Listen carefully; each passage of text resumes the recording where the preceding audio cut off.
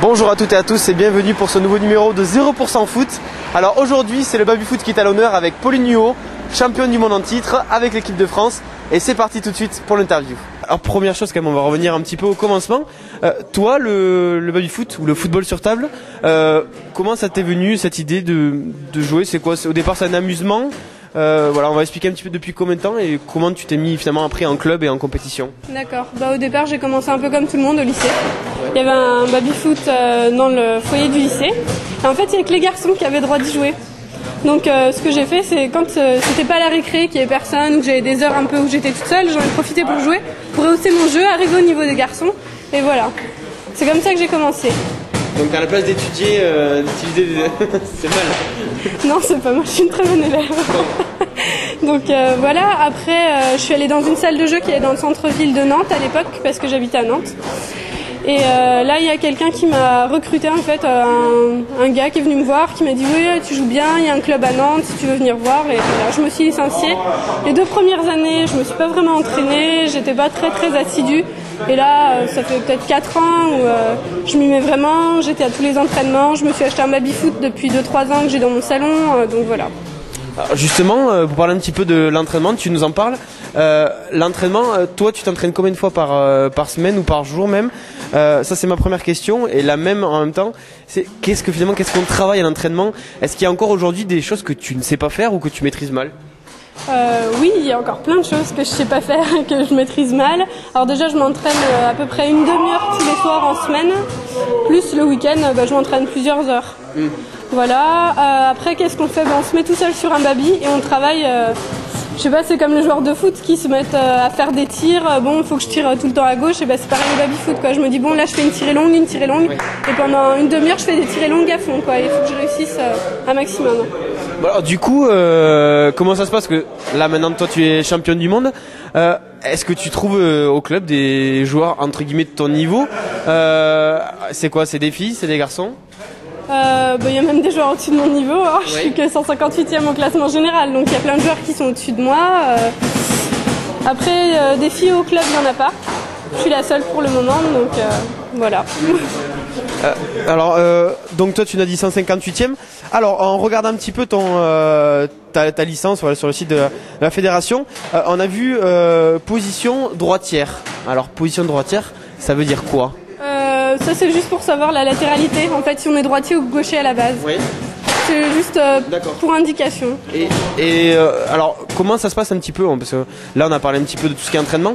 Au niveau compétition, comment ça se passe? Ça se joue en duo? Ça se joue tout seul? Voilà, comment ça se passe? D'accord. Alors, en général, en compétition, il y a le simple et le double.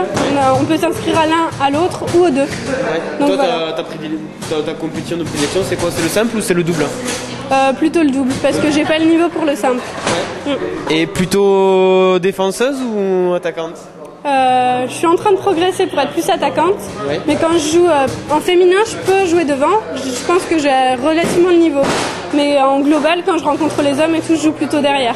Même si pour le moment, j'ai tendance à pas progresser avec mon ami, on change de temps en temps.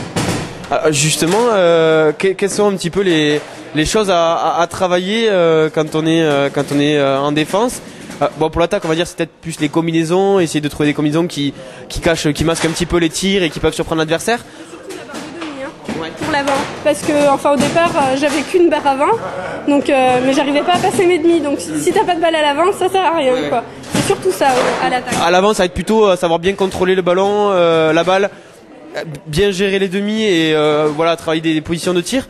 Pour la défense, c'est quoi? On travaille uniquement des réflexes ou on apprend aussi à peut-être marquer de derrière? Alors justement, le goalage, c'est pas du tout des réflexes. C'est réussir à amener l'adversaire à tirer là où on veut, en fait. C'est lui laisser des trous, les refermer au bon moment. Après, au niveau de la barre des défenseurs, ce que je travaille plutôt, c'est les tirs à partir d'en haut, à partir d'en bas, et aussi les passes, qui sont très importantes. Ok. Bon, mais ça c'est voilà, c'est une chose qu'on a appris. Moi, quand je joue au baby foot, c'est personnellement, quand je suis en défense, c'est plutôt les réflexes, ou du moins c'est ce que j'essaye de me dire.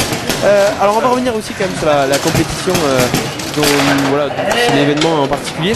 C'était le titre de champion du monde acquis avec l'équipe de France féminine. Alors, tu peux nous parler un petit peu de cette compétition. Déjà, comment toi tu en es arrivé à participer à cette compétition? D'accord, il y a un sélectionneur, un peu comme dans le football, qui a appelé un peu toutes les filles du circuit et qui nous a demandé déjà si on était intéressé par faire partie de l'équipe de France, qui a regardé nos résultats au cours de la saison et qui a fait une sélection. Oui. Et voilà. Vous n'avez pas de spécificité chacune, je sais pas, est-ce qu'il n'y en a pas une qui est plus une grande buteuse, l'autre Si, par exemple Alice était un peu prédisposée au simple. Ouais.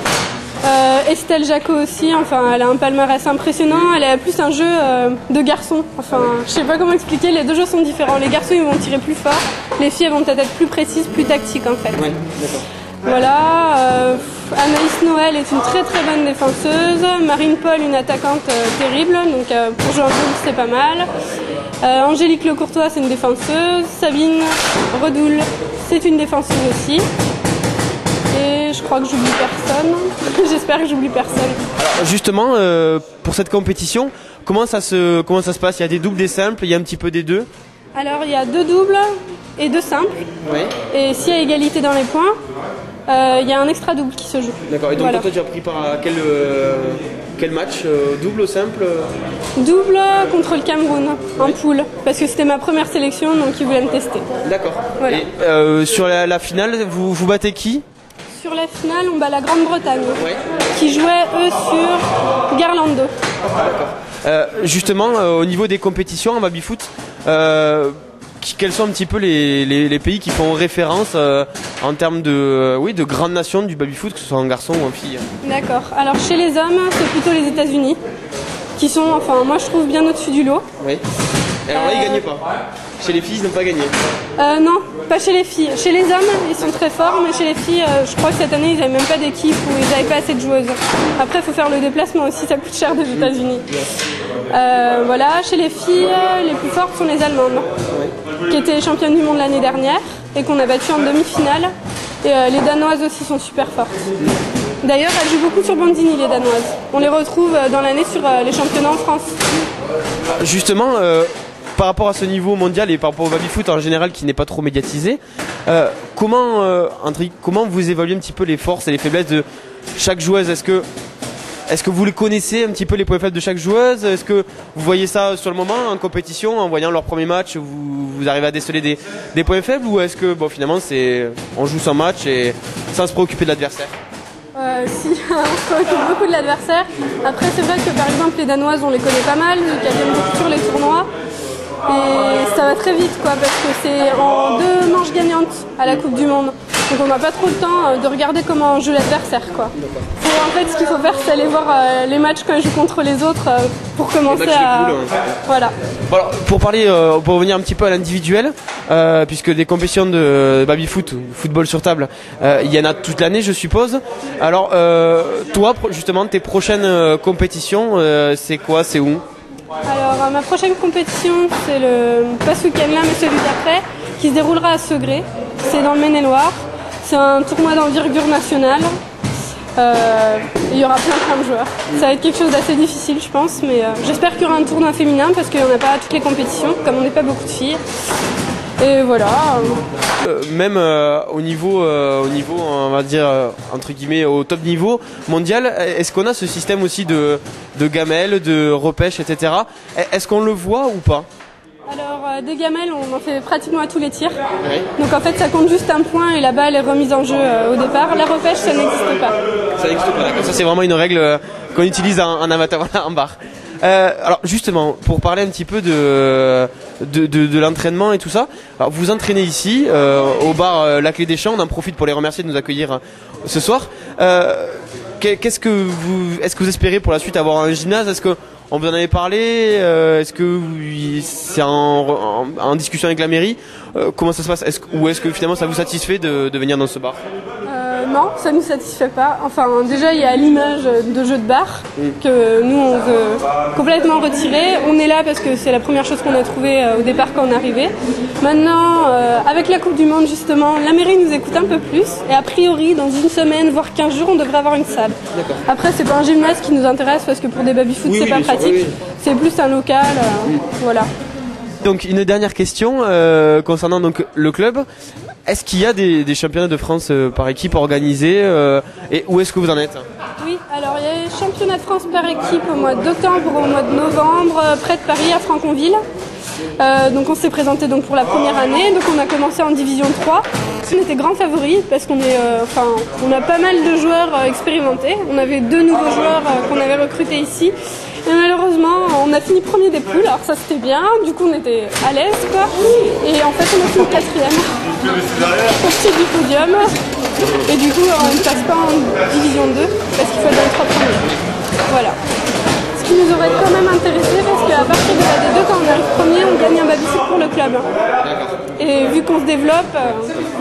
Bon, en tout cas c'est ce qu'on vous souhaite pour peut-être pour l'année prochaine. Se développer et monter pourquoi pas en deuxième division. Merci encore Pauline. Voilà, donc après cette première partie consacrée au baby-foot et à Pauline Huot du TFT, nous allons passer maintenant à notre chronique rugby. Elle est habituelle et c'est avec Paul Lepère. Cette semaine, c'est un week-end qui a été un petit peu chamboulé à cause de la neige, bien évidemment, et des terrains qui ont été gelés. Alors, on n'a pas joué en Fédéral 1, ou du moins, on a joué quelques matchs en retard, mais ça ne concernait pas nos équipes régionales. Par contre, on a joué en Fédéral 2. Alors, il y avait un match sur 2 qui a été joué, un match en retard, et c'était pour le compte de la poule 6. Alors, quel est ce résultat? Oui, Agde recevait le FCTT qui s'est incliné 39-12, donc sur un score assez large. Mais bon, c'était pas un match trop important pour le FCTT puisque leur but c'est se maintenir et jouer avec les 2 dernières équipes de la poule. Alors à côté de ça, il y avait un match qui était prévu, qui a été repoussé. Alors c'était quoi comme match? C'était le grand choc de la poule 7. L'Île Jourdain devait recevoir Blagnac et donc le match a été reporté pour cause de terrain dur à cause du gel. Oui, impraticable. On va passer maintenant donc à la Fédérale 3. Alors là aussi, il y avait quand même pas mal de matchs programmés, seulement un s'est joué. Alors qu'est-ce que ça a donné? Alors Vic Bigorre, premier de la poule, a battu Riom sur le score de 46-6. Là c'est pareil, Riom joue le maintien et jouer un match à Vic Bigorre c'était pas simple pour eux, donc c'est pas un résultat très important pour eux.